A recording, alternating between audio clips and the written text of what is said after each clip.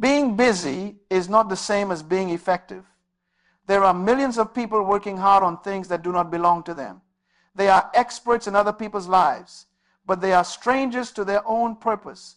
There was a man who lived on a quiet street, and every single morning he would wake up before the sun rose. He would put on his boots, pick up his tools, and walk down the road to his neighbor's house. He would fix the fence. He would patch the roof. He would paint the walls. He would replace broken windows. He would pull weeds from the garden. Day after day he worked, and the neighbors would say, "Look at that man. What a hard worker he is.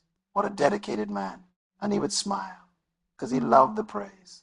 But one day, a visitor came to that street. And this visitor walked past the neighbor's beautiful house and then turned to look at the man's own house. The roof was caving in. The walls were cracked. The garden was a place of dead things. The fence had fallen over. The windows were dark and broken. And the visitor asked someone standing nearby, "Whose house is that? The one that looks like it is dying?" And the person said, "That house belongs to the same man who has been fixing everyone else's home for years." That story is not just a story. That story is the life of millions of people walking the earth today. They are pouring their energy, their time, their creativity, and their passion into spaces that do not belong to them. They are spending their years building someone else's dream, while their own calling sits in the corner, covered in dust, waiting for the day it will be remembered. This is the great tragedy of our generation. Not laziness, not lack of talent, not lack of opportunity. The great tragedy is misdirected effort. People who are genuinely gifted, genuinely talented, genuinely capable, spending everything they have on the wrong assignment. The question that must be asked today is not whether you're working hard. The question is whether you're working on the right thing. The question is not whether you are busy. The question is whether your busyness is connected to your purpose. Because here is a truth that must be said clearly and without apology. Hard work on the wrong thing produces nothing of lasting value. You can sweat for 40 years on someone else's vision and stand at the end of your life with absolutely nothing that belongs to you. You can be exhausted and empty and wonder where all the time went, and the answer would be simple: the time went to the wrong house. This teaching is called Mind Your Own Business. And it does not mean be selfish. It does not mean ignore the world around you. It means find your specific assignment, occupy your unique domain, and give everything you have to the thing that was designed for you and only you. Because the world does not need you to do what everyone else is doing. The world needs you to do what only you can do. There is something inside every human being that is irreplaceable. Something that was placed there before birth, a purpose, a function, a specific contribution that the world is waiting for. And when that purpose is left undiscovered, when it is left unfulfilled, the world loses something it cannot get back. Not just the person loses, the world loses. So today, the invitation is simple, but it is serious. Stop looking at the neighbor's house. Stop measuring your progress by someone else's timeline. Stop spending your gifts on spaces that were not created for you. Come home. Come back to your own calling. Come back to the specific assignment that has your name written on it. Because being busy is not the same as being effective. And working hard is not the same as working right. The man who fixed his neighbor's house while his own house fell down was not lazy, he was lost. And the first step to finding your purpose is to admit that you have been working on the wrong thing. That admission is not failure. That admission is the beginning of freedom. There is something worth adding to that story. When the man finally saw his own house, truly saw it, crumbling and dark and ignored, something broke open inside him. Not in a destructive way, in a releasing way, like a dam that had been holding back a river finally giving way. And what rushed through was not shame, though shame was there. What rushed through was recognition. This is my house. This is my responsibility. This is my assignment. And it's been waiting for me all this time. That moment of recognition is available to every person. It does not require extraordinary circumstances. It does not require a dramatic event. It simply requires the willingness to look honestly at one's own life and ask, am I in my house? Am I working on what belongs to me? Am I giving the best of what I have to the thing that was actually designed to receive it?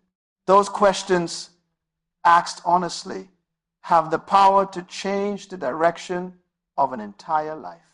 Not gradually, immediately. Because recognition creates a choice, and choice creates a new path, the trap of comparison. There is a disease that has spread through the human population more widely than any physical illness ever could. It does not attack the body, it attacks the mind. It does not weaken the bones, it weakens the will. It does not stop the heart from beating. It stops the heart from dreaming. This disease has a name. It is called comparison. Comparison is the thief that enters through the eyes. When a person wakes up in the morning and the first thing they do is look at what someone else has, what someone else is doing, what someone else has achieved, they have already given away the most valuable hours of their day. They have handed the keys of their mind to someone who was not even looking for them. The mind is a powerful machine. It was designed to focus, and whatever it focuses on, it moves toward. This is not poetry. This is how human beings work. The direction of the eyes determines the direction of the feet. And when the eyes are constantly fixed on another person's path, the feet will keep walking toward that path, and the person's own path will grow over with grass and weeds from being ignored. Look at how comparison begins. It starts innocently. Someone sees a friend who has been promoted, and there is a small feeling, a quiet feeling, not quite jealousy, not quite pain, but something uncomfortable, something that says, why not me? Why not now? And if that feeling is not addressed, if it is not examined and answered with truth, it grows. It grows into obsession. It grows into imitation. It grows into a life that is spent running a race that was designed for someone else. The tragedy of comparison is not that it makes a person feel bad. The tragedy is that it redirects a person's energy. A person who spends mental energy measuring themselves against others has no mental energy left to develop what is uniquely theirs. You cannot build your own house while you are studying the blueprint of your neighbor's house. The two activities cannot happen at the same time. There is a story about two trees. One tree grew in an open field. Its roots went down deep into the earth. Its branches spread wide. It grew tall and strong, and over the years it became a landmark, a resting place, a home for birds. But beside it grew a second tree. And the second tree spent every season of its life comparing itself to the first tree. It looked at how wide the branches spread. It tried to copy the shape. It put its energy into imitating the appearance. And because all its energy went into watching and copying, its roots never went deep. And when the storm came, as storms always do, the first tree held its ground, the second tree fell. Do not be the second tree. The second tree was not smaller because it had less potential. It was smaller because it had less focus. Its potential was stolen by comparison. Now here's a question worth sitting with. Why does comparison feel so natural? Why does it feel so automatic? Because human beings are social creatures. They were made for community. They were made to observe and learn from one another. This is a gift when it is used rightly. It becomes a curse when observation turns into envy, when learning turns into imitation, when watching turns into wishing. There is a difference between being inspired by another person and being enslaved to another person's story. Inspiration says, if they can do something great, then greatness is possible for human beings, and that includes me. Inspiration points to possibility. Comparison says, they have what I should have. Comparison points to lack. One fills a person, the other empties them. The people who change the world are not the people who spend their time watching what others are doing.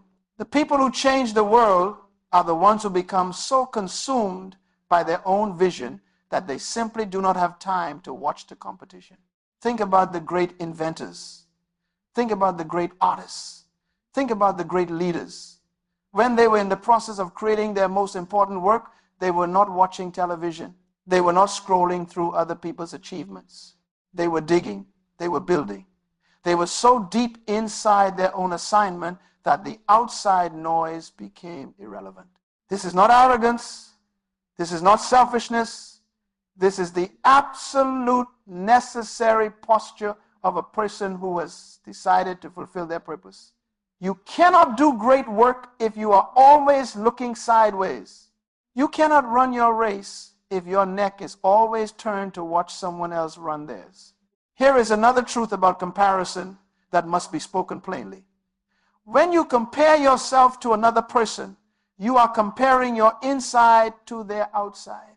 You are comparing what you feel in private to what they show in public. And that is never a fair comparison, because what people show in public is the finished product. What they went through in private to produce that finished product is invisible to the outside world. The late nights, the failures, the rejections, the confusion, the seasons of wanting to give up, all of that is hidden. And when a person only sees the result without seeing the process, they think someone else's success came easily, came quickly, came without cost. And that thought is a lie. But it is a convincing lie because it is built on a half-truth. Yes, the person succeeded, but no, it did not come the way it looks from the outside. Comparison also does something deeply harmful to gratitude. And gratitude is not a luxury. Gratitude is fuel. A person who is genuinely grateful for what they have, for the gifts they possess, for the progress they are making, is a person who has energy to keep going. But a person who is always measuring what they have against what someone else has is a person who can never be satisfied, because there will always be someone with more. Always. If your sense of progress depends on being ahead of everyone around you, you will never feel like you are progressing, because the field is infinite and the comparison never ends. Comparison also does something deeply harmful to gratitude. And gratitude is not a luxury. Gratitude is fuel. A person who is genuinely grateful for what they have, for the gifts they possess, for the progress they are making, is a person who has energy to keep going.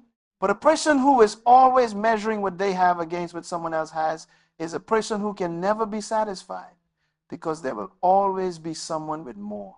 Always. If your sense of progress depends on being ahead of everyone around you, you will never feel like you are progressing, because the field is infinite and the comparison never ends. There is also something powerful to note about the relationship between comparison and identity. When a person spends significant time comparing themselves to others, they slowly lose touch with their own sense of who they are.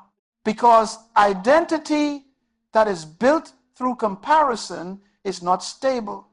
It shifts with every new person who enters the picture. If the comparison is favorable, the person feels confident. If the comparison is unfavorable, they feel inadequate. And so the sense of self is at the mercy of external factors, constantly changing, never settled. This is a deeply uncomfortable way to live. And yet it is the default mode of a world that has been trained to measure everything against everything else. The person who has built their identity from the inside out, from their values, from their purpose, from their own specific design, is a person whose sense of self does not shift when someone else succeeds or fails. They can celebrate another person's victory without feeling diminished by it. They can acknowledge another person's gift without feeling that their own gift is less valuable. They are secure. And that security is one of the most attractive and powerful qualities a human being can possess. The only fair and accurate measurement is the comparison of who you are today versus who you were yesterday. That is the only race worth running. That is the only score worth keeping. And when a person makes that shift, when they stop looking sideways and start looking at their own growth, something powerful happens. They start to see progress they had been ignoring. They start to value gifts they had been dismissing. They start to feel the energy and the momentum of a person who is finally running the right race. Comparison also corrupts calling. When a person spends years watching what others are doing and trying to imitate the most popular paths, they slowly disconnect from their own inner voice. The inner voice that says, this is for you, this is your direction, this is the thing you were made to do. That voice is quiet. It does not shout, it whispers. And if the mind is always full of other people's noise, that whisper becomes impossible to hear.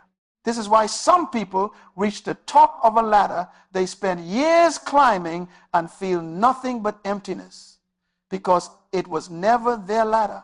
It looked like a good ladder. It was the ladder everyone else was climbing.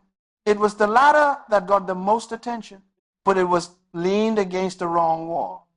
And standing at the top of the wrong wall, no matter how high that wall is, will never produce the feeling of true fulfillment. True fulfillment comes from one place and one place only. It comes from knowing that you did what you were made to do, that you used what was given to you, that you showed up for the assignment that had your name on it. No other achievement, no matter how impressive it looks from the outside, can produce that feeling. So here is the assignment. Every morning, before the comparison reflex kicks in, before the phone is picked up, before the scroll begins, ask one question. What is mine to do today? Not what did they do, not what is trending, not what seems most impressive. What is mine to do? And let that question be the compass for the day. The trap of comparison is real, but it is a trap that can be walked out of. And the moment a person walks out of it, the moment they put down the measuring stick and pick up their own tools, they will discover something that comparison had been hiding from them all along. They will discover that what they have is enough. What they were given is sufficient. And the path that was designed specifically for them is more interesting, more meaningful, and more rewarding than any path they were trying to copy. The law of occupancy. There is a law in nature that is as reliable as gravity. And that law says this: every space has a specific occupant. Every environment produces a specific kind of life. A fish does not try to live in the sky. An eagle does not try to breathe underwater. The tree does not compete with the river. Each living thing has a domain. Each living thing was designed to occupy a specific space. And the moment any living thing tries to occupy a space it was not made for, it struggles, it suffers, and it fails. This is called the law of occupancy. And it applies to human beings just as powerfully as it applies to every other living thing on the earth. Every human being was made for a specific domain, not a general space, not a vague category, a specific, defined, particular assignment. And when a person is operating inside their domain, something remarkable happens. Work stops feeling like work. Energy does not run out the way it runs out in the wrong space. Solutions come more naturally. Growth happens more organically.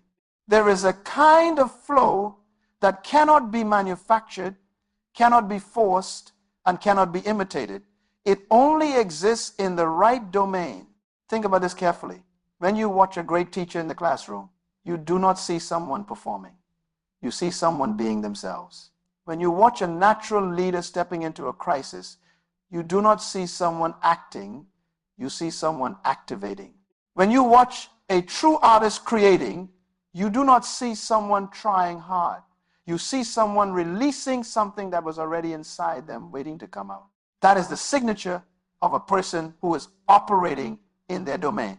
It does not mean there is no difficulty. It does not mean there is no learning curve. But the difficulty has a different quality. It is the difficulty of stretching, not the difficulty of straining. Stretching makes you stronger. Straining damages you. Now the question becomes, how does a person find their domain? How does a person discover the specific space they were designed to occupy? There are several things worth examining. The first is natural attraction. What has consistently drawn your attention throughout your life, even before you were being paid for it, even before anyone told you it was valuable? What do you do voluntarily? What do you think about when you have nothing else to think about? What would you do even if no one was watching and no one was rewarding you? The answer to those questions is pointing somewhere. It is pointing toward your domain. The second is natural ability. There are things that you do with a kind of ease that other people find difficult. This is not pride. This is design. You were given specific capacities in specific areas, and those areas are like arrows pointing toward your assignment. Pay attention to what comes naturally to you, not what you have forced yourself to be good at. What was natural from the beginning, what grew easily when you gave it attention. That is a clue. The third is deep satisfaction. There are moments in everyone's life when they finish doing something and feel a kind of rightness, not just happiness, rightness. A sense of having been fully used, fully expressed, fully present. Those moments are not random. They are diagnostic. They are showing you where your assignment lives. Now, there is an important warning that must be given here. Finding your domain is only the first half of the law. The second half is staying in your domain. And that second half is where many people fail, because the world constantly offers invitations to leave your space and step into someone else's. There will always be opportunities that look attractive but are outside your domain. There will always be projects that pay well but are not your calling.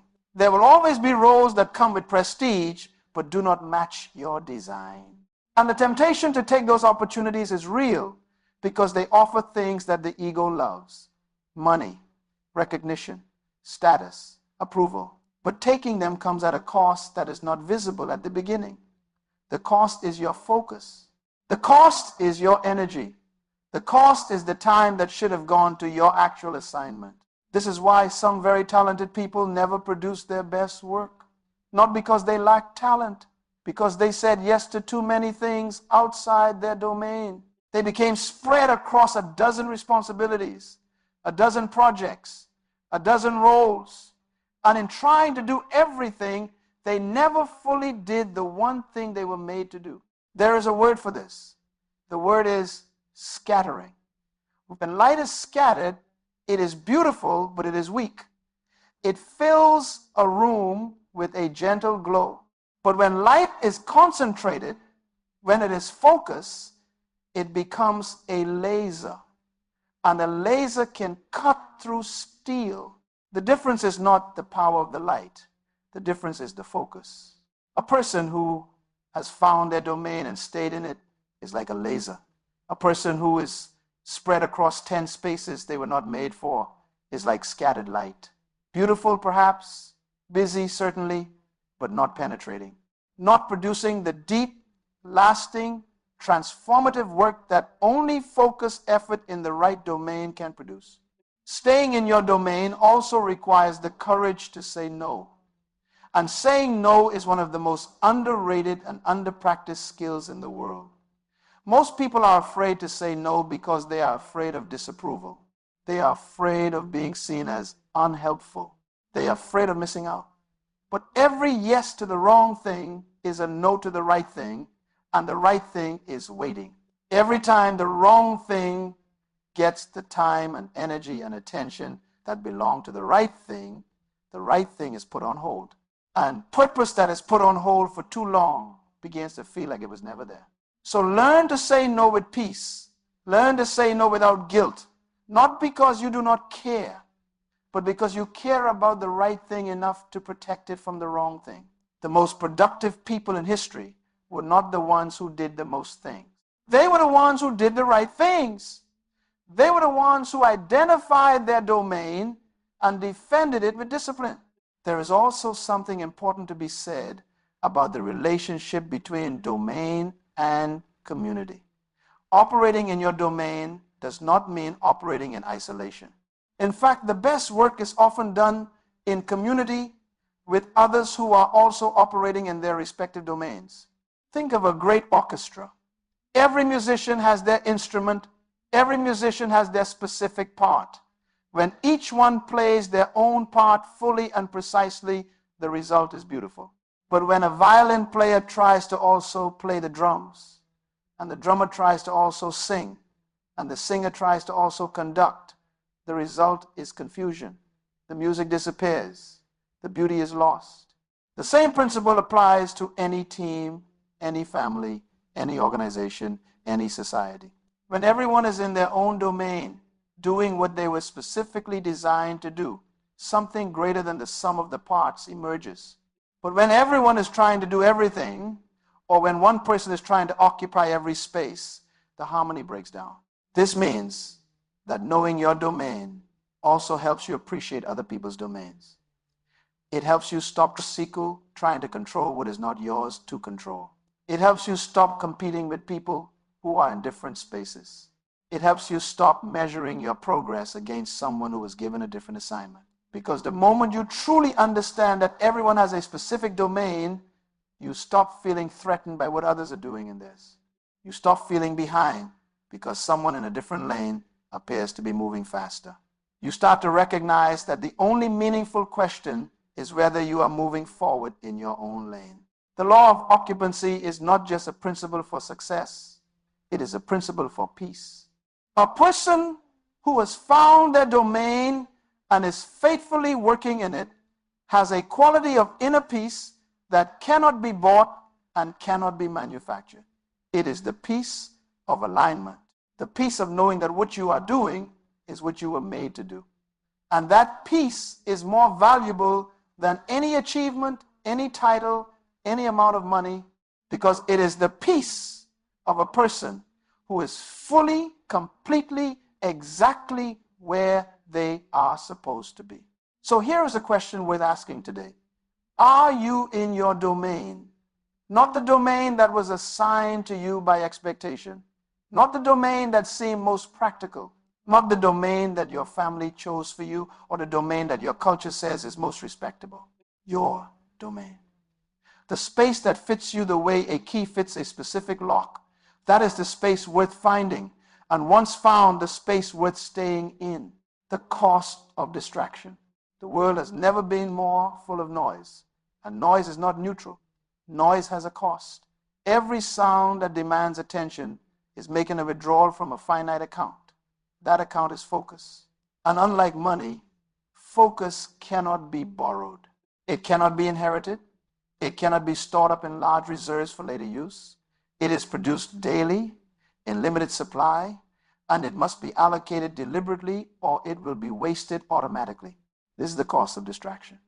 And in the modern world, distraction has become the default. It takes no effort to be distracted. It takes enormous effort to focus. The path of least resistance leads directly away from purpose and directly towards stimulation. And stimulation feels like productivity. It feels like being engaged. It feels like staying current and relevant and informed. But stimulation is not the same as progress. And being engaged with everything is the fastest way to advance nothing. Look at what chasing every trend actually looks like in practice. A person hears that a certain skill is in high demand, so they spend 6 months learning it. Then they hear that a different approach is gaining popularity, so they pivot. Then a new platform emerges, and everyone seems to be moving there, so they start building a presence. Then a new business model gets attention, so they restructure. And at the end of several years, they have started many things and completed nothing.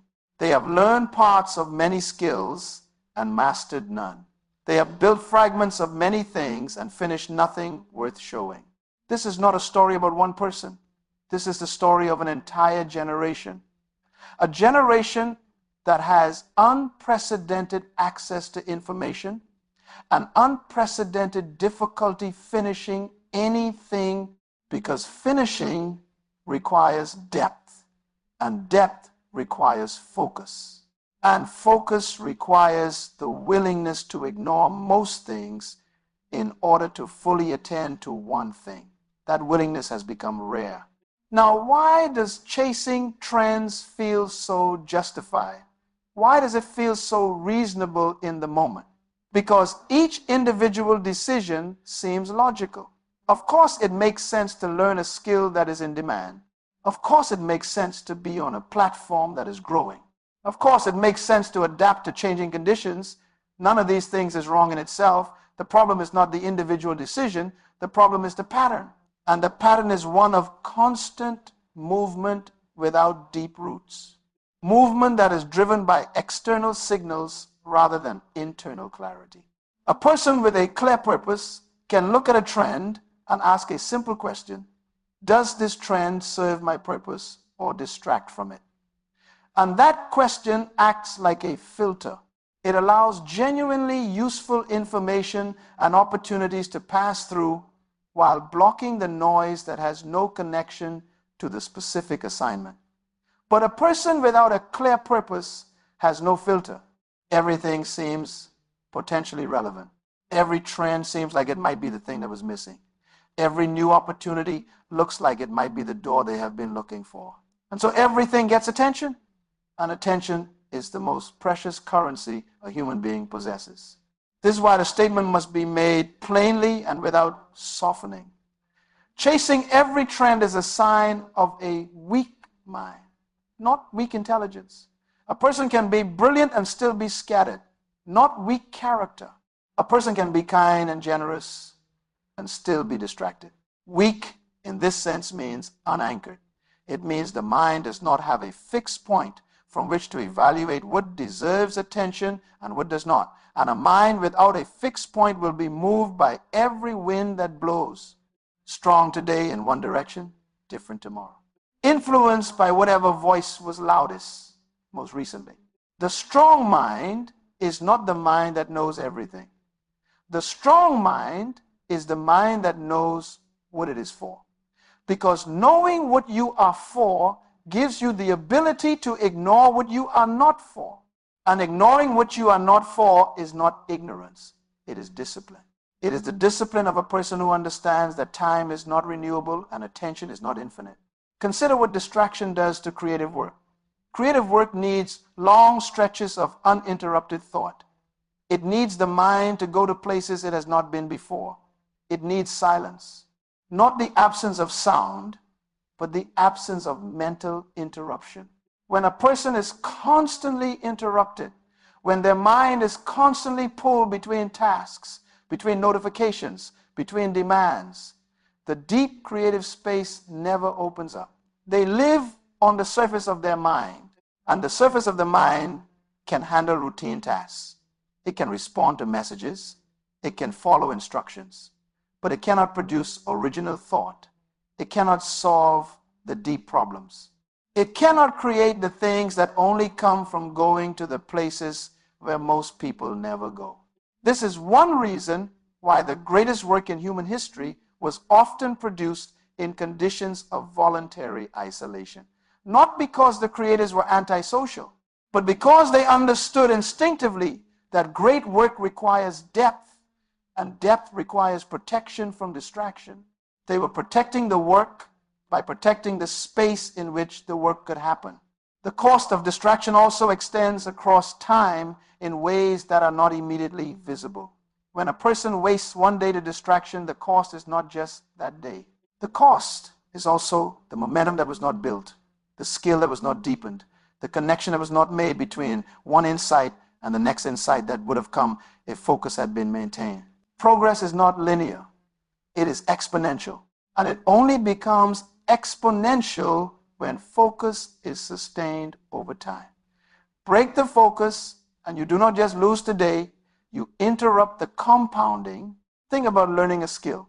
The first 100 hours of learning any skill are the hardest because everything is unfamiliar, everything requires conscious effort and progress feels slow. But if focus is maintained, something shifts.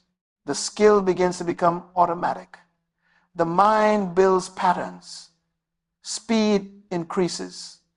Understanding deepens. And then something even more powerful happens.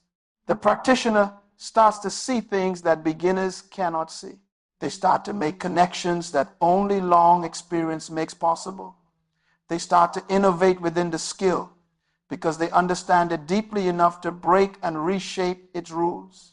But all of that only happens if focus is sustained past the hard early stage. Most people quit in the hard early stage. They quit because there is always something newer and shinier pulling their attention. And so they never get to the place where the skill becomes a part of them, where it becomes a genuine asset.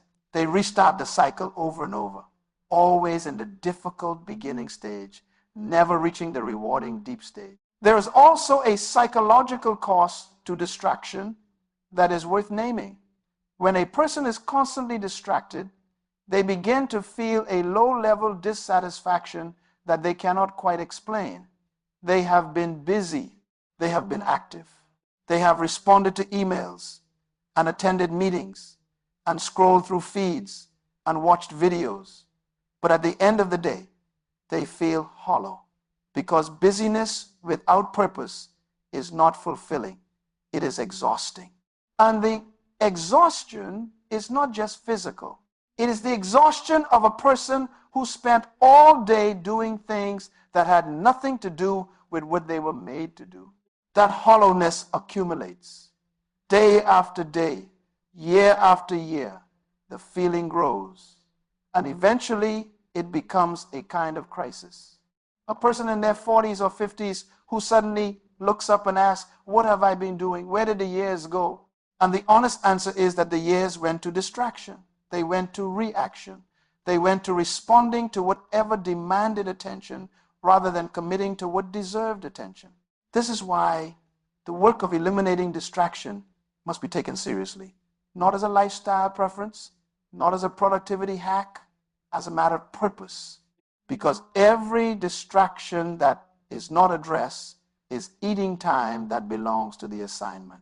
Every trend that pulls focus away from the specific calling is costing something that cannot be recovered. The practical approach is to build a protection system around the work. Identify the specific time, the specific space, and the specific activity that represents your core assignment, and then build walls around that.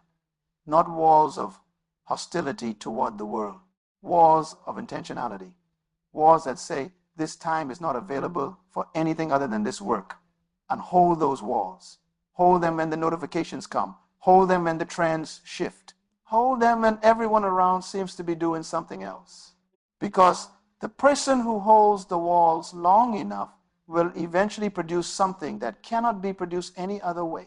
Something that only comes from sustained, protected, deliberate focus over a long period of time. And when that thing is produced, when it is finally finished and offered to the world, it will have a quality that is immediately recognizable. The quality of depth, the quality of completeness. The quality of a person who went all the way into a thing instead of staying on the surface of many things. That is what the world needs. Not more people who know a little about everything. The world needs people who know their specific thing deeply and completely. People who have paid the price of focus. People who had the courage to ignore the noise long enough to hear the signal that was always there underneath it. The business of character. Every person who has ever produced something of lasting value spent a long time in a place that no one could see. There is a preparation that happens in private that makes public contribution possible. And most people want the public contribution without the private preparation. They want to appear before they have been built. They want to speak before they have learned. They want to lead before they have served. They want to shine before they have been refined. And the result is always the same. What appears too early before it is ready breaks under the weight of public exposure. The business of character is the work that happens in the hidden place. It is the building of the inner life. It is the development of qualities that cannot be purchased, cannot be borrowed, and cannot be faked for long. Things like integrity, patience, discipline, honesty, resilience, courage. These things do not come from a seminar. They do not come from a certificate. They come from lived experience, from tested commitment, from choosing the right thing when the wrong thing would have been easier, from staying when leaving would have been more comfortable. This kind of work is not glamorous. It does not trend. It does not receive likes. It does not generate attention. And this is exactly why most people avoid it. In a world that rewards visibility, the invisible work feels unrewarding. In a world that celebrates results, the process feels invisible. And so many people skip the process and try to manufacture the result. They try to appear successful before they have built the substance that makes lasting success possible. But here is what must be understood about character. Character is not just a moral virtue. Character is the foundation of capacity. A person can only carry as much as their character can support. If the inner life is undeveloped, then no matter how much talent or opportunity is given, the person will not be able to hold it. They will either sabotage it or buckle under the weight of it. Because talent can open a door, but character determines what happens once you walk through it. Think about the structure of a great building.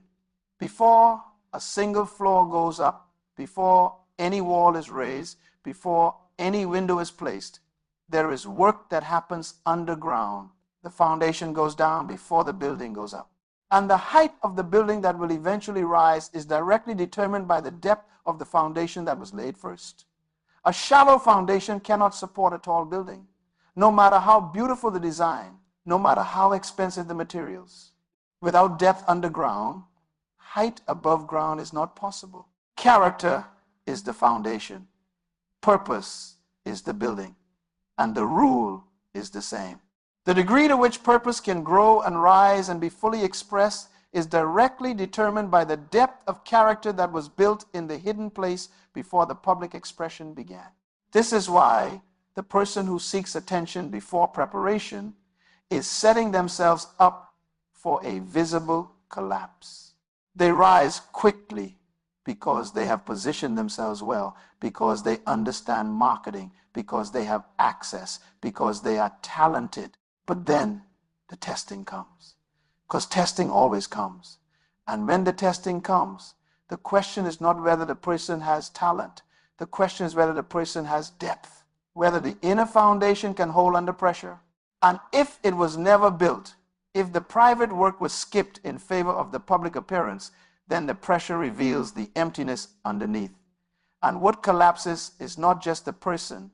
What collapses is everything they built without the proper foundation. So what does the building of character look like in practice? It looks like honoring commitments when no one is watching. It looks like telling the truth when the lie would have been easier and more comfortable. It looks like finishing what was started even when the initial excitement has faded. It looks like taking full responsibility for failure instead of looking for someone to blame. It looks like choosing long-term integrity over short-term advantage.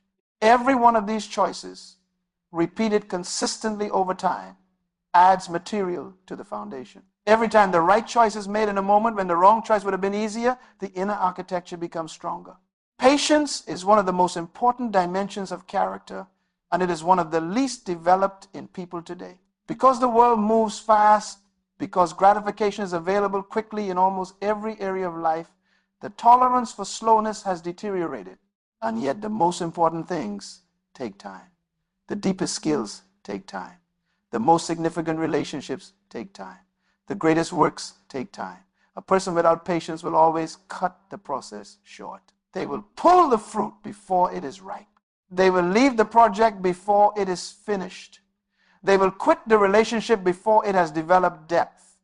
Because patience feels like wasting time when in reality it is investing time. The ability to wait for the right moment, the right level of preparation, the right alignment of conditions is not passivity, it is wisdom. It is knowing that there is a season for everything and that forcing the season produces less than waiting for it. A seed planted in the wrong season does not produce the same harvest as a seed planted at the right time. The seed is the same. The soil may even be the same, but timing matters. And patience is what allows a person to wait for the right timing rather than forcing the wrong timing, because waiting is uncomfortable. Discipline is another dimension of character that deserves serious attention. Discipline is the ability to do what needs to be done even when you do not feel like doing it.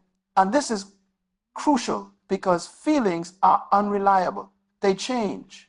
They respond to sleep quality, to the weather, to the news, to what was eaten for breakfast. A person who only does the important work when they feel motivated will never finish the important work, because motivation comes and goes like the weather.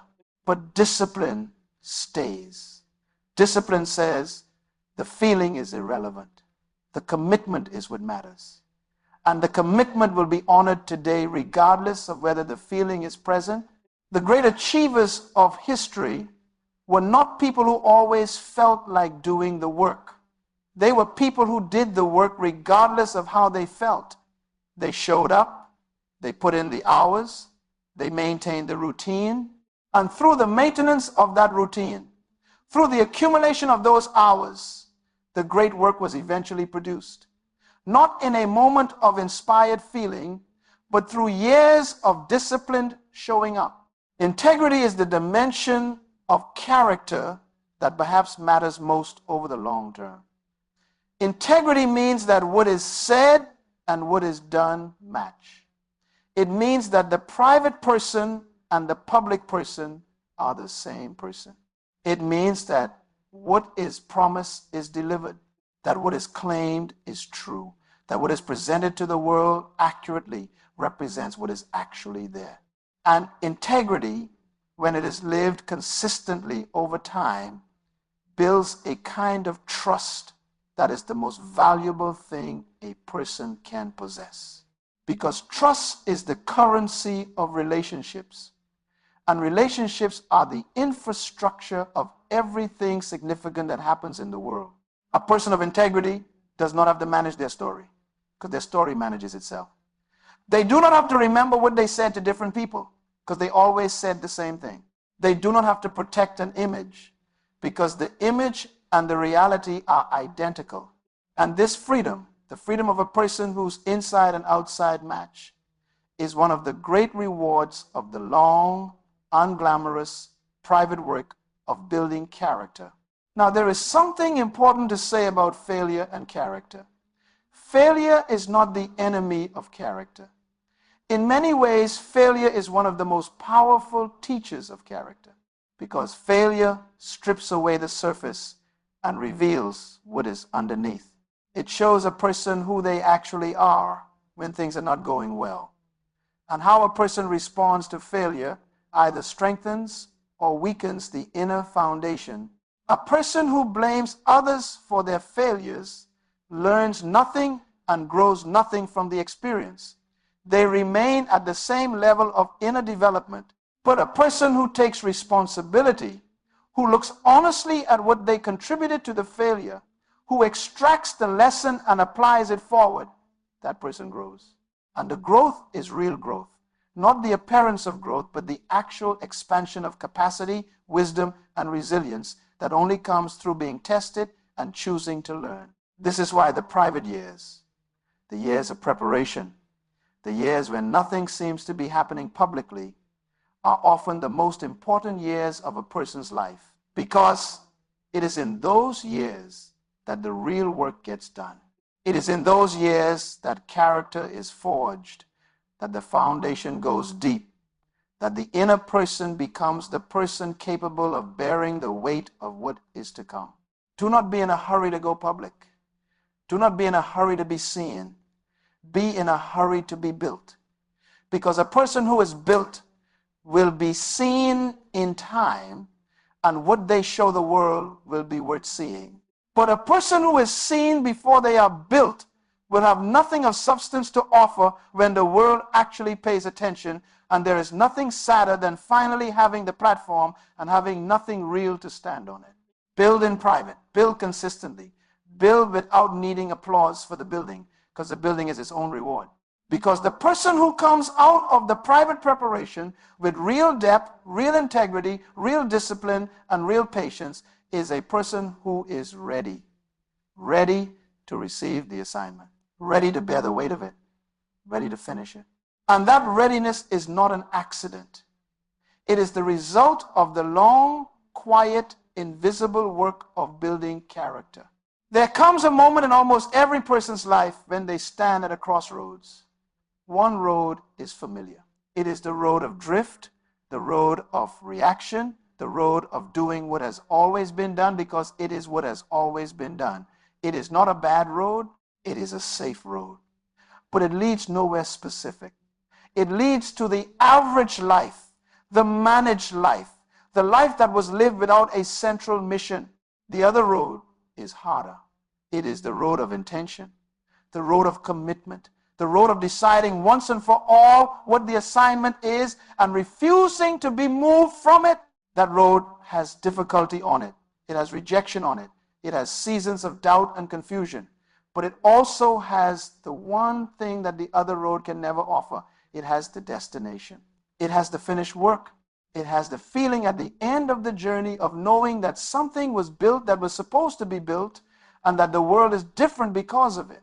This teaching is not asking you to choose the easy road. It is asking you to choose the right road.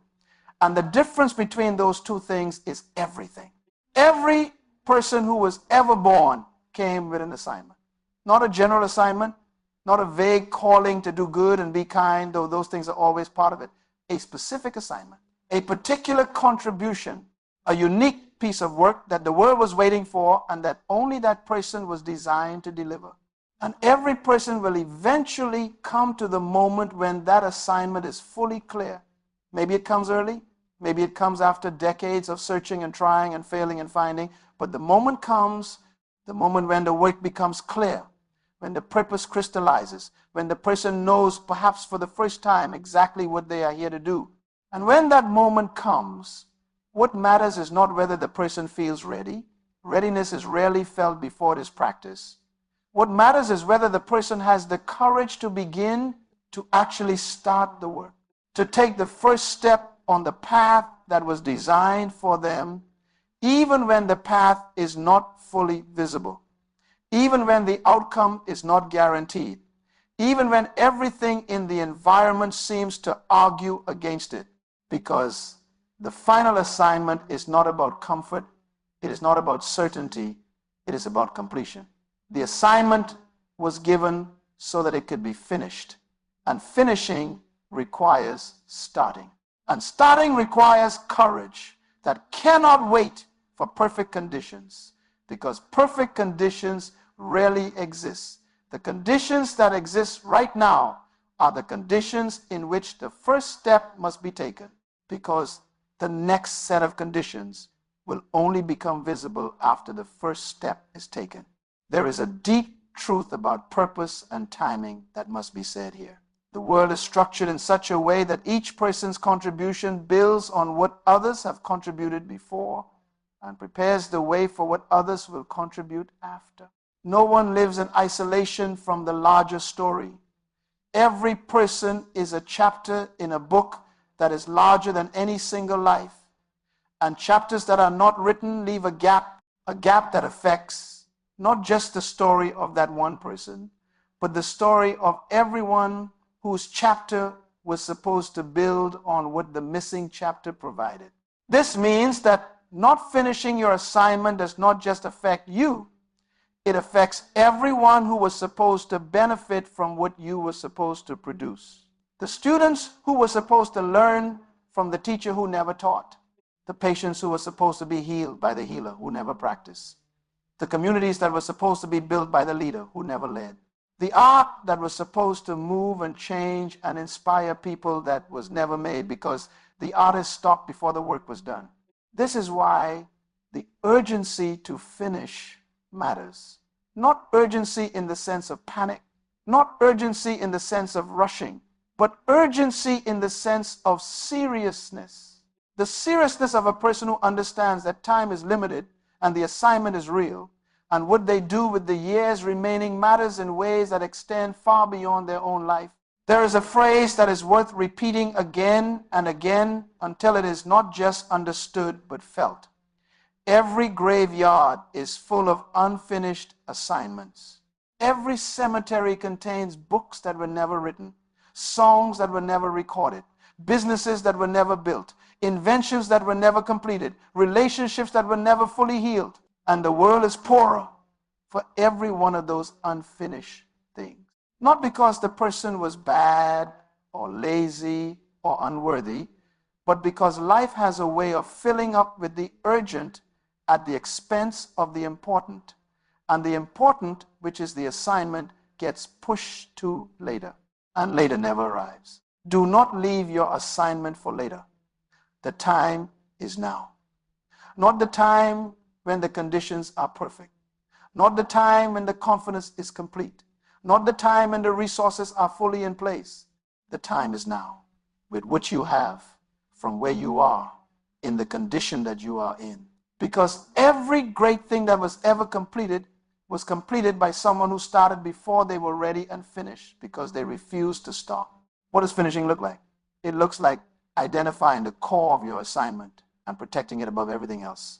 It looks like making daily progress even when the progress is small, because small daily progress accumulates into finished work. It looks like removing from your schedule the things that have been taking time away from the assignment. Not all at once, not in a way that creates chaos, but deliberately, step by step, clearing the path so that the important work can move forward.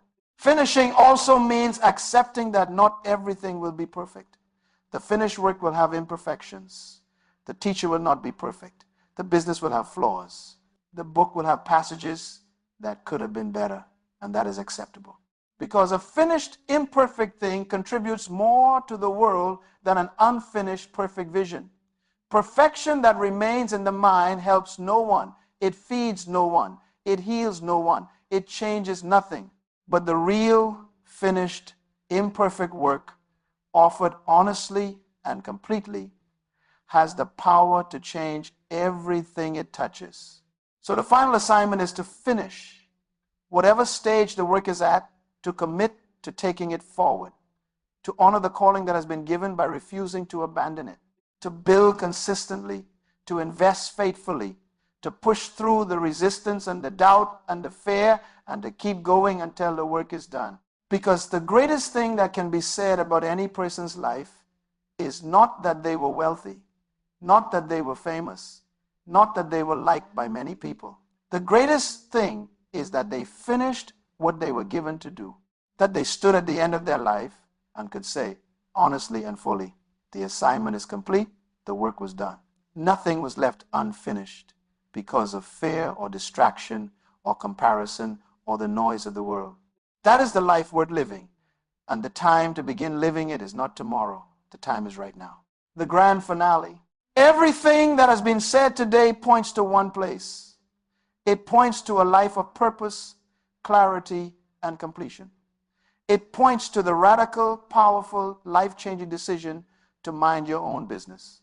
To stop rebuilding the neighbor's house while your own house falls into ruin. To stop running someone else's race while your own lane goes unused. To stop working hard on the wrong things and start working faithfully on the right thing. This is not a small shift. This is not a minor adjustment to the schedule. This is a fundamental reorientation of where life is pointed. And it requires courage, real courage. The courage to look honestly at where energy has been going and to admit that much of it has been going to the wrong place. The courage to walk away from the praise that comes from doing things that feel impressive but are not actually your assignment. The courage to do the invisible work of building character when the world is celebrating visibility. The courage to focus when everything around is pulling at your attention. But here is the gift that comes on the other side of that courage, the gift of alignment. When a person is finally, fully, completely aligned with their purpose, when everything they are doing connects to the specific thing they were made to do, there is a quality of life that cannot be described from the outside. It can only be experienced from the inside. It is the feeling of a person who has stopped pretending, stopped performing, stopped trying to be what they are not, and started simply being, fully and without apology, exactly what they are. That is the destination. Not a place on a map, a place inside the self. The place where effort meets design, where gift meets calling, where the person meets their purpose. And from that place, work stops being a burden and becomes an expression. Service stops being an obligation and becomes a joy. Life stops being something to endure and becomes something to offer. And consider this: when a person is living in alignment with their purpose, they stop needing the approval of others to feel that what they are doing has value. The validation comes from within. It comes from the deep inner knowing that this is right, this is mine, this is what I was designed for. And that kind of inner validation is infinitely more sustaining than any external applause, any award, any recognition, because external validation can be taken away. But the inner knowing of a person living in purpose cannot be taken away by anything or anyone. There is also a multiplication effect that happens when purpose is fully embraced. When a person is truly in their calling, they naturally inspire others around them to look for and live their own calling. Not through preaching, not through instruction, but through the simple power of example. When people see a person who's genuinely alive, genuinely engaged, genuinely fulfilled by the work they're doing, something awakens in the observer: a hunger, a longing, a recognition that they too were made for something specific, that they too have an assignment that is waiting. This is how purpose spreads. Not through campaigns or movements or loud declarations, through the quiet, consistent, powerful example of people who found their thing and gave everything to it. And the ripple effect of one person living fully in their purpose is impossible to measure, because it touches people who touch other people, who inspire still others, in a chain that extends far beyond anything visible in one lifetime. Purpose is also generous. A person living in their purpose does not take from others. They add to others, because they are full, because they are drawing from the right well. Because when a person is doing what they were made to do, there is abundance. Not always financial abundance, though that often comes, but the abundance of energy, of creativity, of insight, of satisfaction. And abundance by its nature overflows. It gives, it contributes, it enriches the spaces it enters. A person in their purpose makes the room better simply by being in it and doing their work. This is in sharp contrast to a person living outside their purpose. Such a person is always drawing from reserves that are not being replenished. They give from depletion. They contribute from emptiness. And depleted giving is not sustainable. It produces resentment. It produces burnout. It produces the hollow feeling of giving everything and receiving nothing, because the source of replenishment, which is purpose, is not connected. Connect to your purpose. Let purpose replenish what is given. Let the work feed the worker, and then give freely, consistently, and fully from that place of genuine overflow. The world needs what you were made to give it, not what you copied from someone else, not what seemed most popular, not what received the most approval. What you were specifically, uniquely, irreplaceably designed to offer. And the world has been waiting patiently or impatiently, consciously or unconsciously. The world has been waiting. There is a version of you that has not yet been fully expressed, a version that is deeper, more focused, more intentional, more complete. A version that has done the private work of character and is ready for the public work of contribution. A version that has stopped comparing and started creating. A version that has protected the focus and produced the depth. A version that finished the assignment. That version is not a distant fantasy.